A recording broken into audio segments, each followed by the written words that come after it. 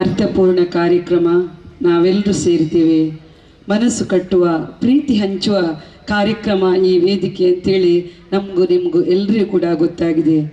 ಈ ಕಾರ್ಯಕ್ರಮದ ಅಧ್ಯಕ್ಷರೇ, ಧರ್ಮಗುರುಗಳೇ, ಹಾಗೆ ವೇದಿಕೆಯಲ್ಲಿರ್ತಕ್ಕಂಥ ಎಲ್ಲ ಗುರು ಹಿರಿಯರೇ, ಬಂಧುಗಳೇ, ಅತಿಥಿ ಗಣ್ಯರೇ, ನನ್ನ ಸಹೋದರ ಸಹೋದರಿಯರೇ, ಮಾಧ್ಯಮದ ಬಂಧುಗಳೇ, ಈ ಕಾರ್ಯಕ್ರಮದ ಕೇಂದ್ರ ಬಿಂದುಗಳಾಗಿರ್ತಕ್ಕಂಥ UT ಖಾದರ್ ಅವರೇ, ಸ್ವಾಮಿ ವಿವೇಕಾನಂದರ ಒಂದು ಮಾತು, ಕಾರ್ಯನಿರತ ವ್ಯಕ್ತಿಗೆ ಕೆಲಸವೇ ವಿಶ್ರಾಂತಿ, ಸೋಮಾರಿಗೆ ಸುಮ್ಮನಿರುವುದೇ ಲೇಸು ಅಂತ ಎಲ್ಲರೂ ಹೇಳಿದ್ರು. ಕಾರ್ಯನಿರತ ವ್ಯಕ್ತಿ UT ಖಾದರ್ ಅಂತೇಳಿ ಸ್ವಾಮಿ ವಿವೇಕಾನಂದರ ಒಂದು ಮಾತನ್ನ ಹೇಳಿದ್ದಾರೆ.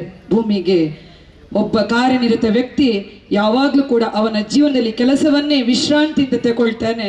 ಇವತ್ತು UT ಖಾದರ್ ಅವರು ಕೂಡ ತನ್ನ ಸಾರ್ವಜನಿಕ ಬದುಕಿನಲ್ಲಿ ಒಬ್ಬ ವಿಶ್ರಾಂತಿ ಇಲ್ಲದೆ ದಿನನಿತ್ಯ 24 ಗಂಟೆಯಲ್ಲಿ ಅವರ 18 ಗಂಟೆಯೂ ಕೂಡ ಜನರಿಗಾಗಿ, ಜನರಿಗೋಸ್ಕರ, ಜನರ ಸೇವೆಗಾಗಿ ಮಾಡುವಂಥ ಒಬ್ಬ ಏಕೈಕ ವ್ಯಕ್ತಿ UT ಖಾದರ್ ಅವರು. ಸ್ವಾಮಿ ವಿವೇಕಾನಂದರ ಮಾತಿಗೆ ತಾವು ಸಂದಿದ್ದೀರಿ ಸರ್ ಅಂತ ನಾನು ಅಭಿನಂದನಾ ಪೂರ್ವಕವಾಗಿ ಹೇಳಿಕೊಂಡು, UT ಖಾದರ್ ಅವರ ತಾಯಿ ಇಟ್ಟಂಥ ಹೆಸರು ಖಾದರ್.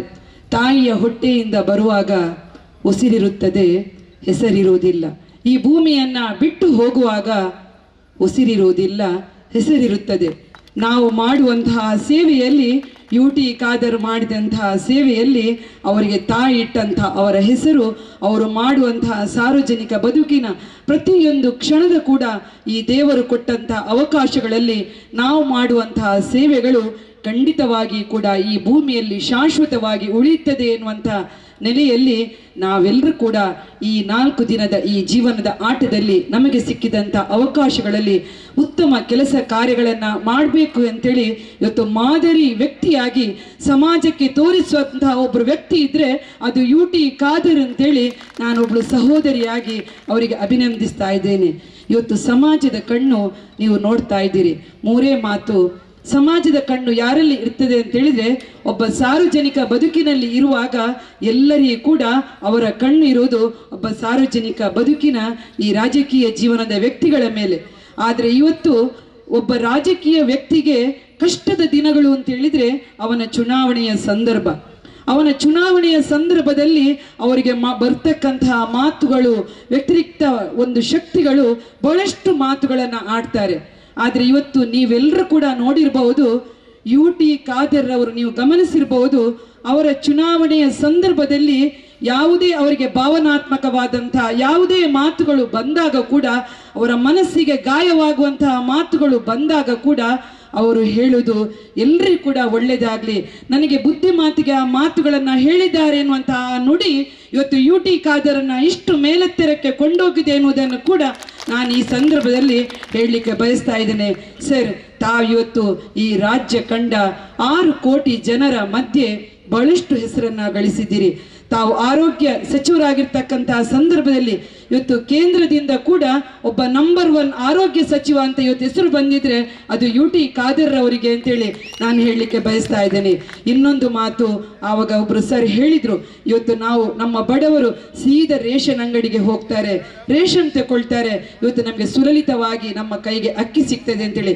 ಅದು ಕೂಡ UT ಖಾದರ್ ಅವರು ಆಹಾರ ಮತ್ತು ನಾಗರಿಕ ಸರಬರಾಜು ಮಾಡಿದಂಥ ಆ ಸಂದರ್ಭ ಇವತ್ತು ಎಲ್ಲರಿಗೂ ಕೂಡ ಬಡವರಿಗೆ ಆ ಅಕ್ಕಿ ಸುಲಲಿತವಾಗಿ ಸಿಗುವಂತ ಅವಕಾಶವನ್ನ ಮಾಡಿಕೊಟ್ಟಿದ್ರೆ ಅದು UT ಖಾದರ್ ಅವರು ಅಂತೇಳಿ ಕೂಡ ನಾನು ಬಡವರ ಪರವಾಗಿ ನೆನಪಿಸಿಕೊಂಡು, ಆವಾಗ ದೇವಕ್ಕಿ ಅಕ್ಕ ಮತ್ತು ಮುತ್ತಕ್ಕ ಇಲ್ಲಿ ಡಿಸ್ಪ್ಲೇ ಆಗುವಾಗ ಒಂದು ಮಾತನ್ನ ಹೇಳಿದ್ರು, ಮಮತಕ್ಕ ನಮ್ಮ ಪೂರ ಏತು ಭಾಗ್ಯವಂತರೇ, ಏತು ಪುಣ್ಯವಂತನಾಗ್ಲಿಂದ ದಾಯಕೆಂಡೆ ತುಲೆ ಇಂಚಿನ UT ಖಾದರ್ನ ಪಡಿ ನಂಚಿನ ಇಡೀ ನಮ್ಮ ಕ್ಷೇತ್ರ ಭಾಗ್ಯವಂತರೆನ್ನುವಂತಹ ಮಾತನ್ನ ಹೇಳಿದಂಥ ಆ ಹಿರಿಯರ ಮಾತನ್ನು ಕೂಡ ನಾನು ನೆನಪಿಸಿಕೊಂಡು, ನಿಜವಾಗಿ ಕೂಡ ಇವತ್ತು ಉಳ್ಳಾಳ ಎನ್ನುವಂತಹ ಹೆಸರಿನಲ್ಲಿ ಈ ತಾಲೂಕನ್ನ ಮಾಡಿಕೊಟ್ಟಿದ್ದೀರಿ ಸರ್. ರಾಣಿ ಅಬ್ಬಕ್ಕನ ಹೆಸರನ್ನ ತೆಗಿತಾ ಇದ್ದೇನೆ.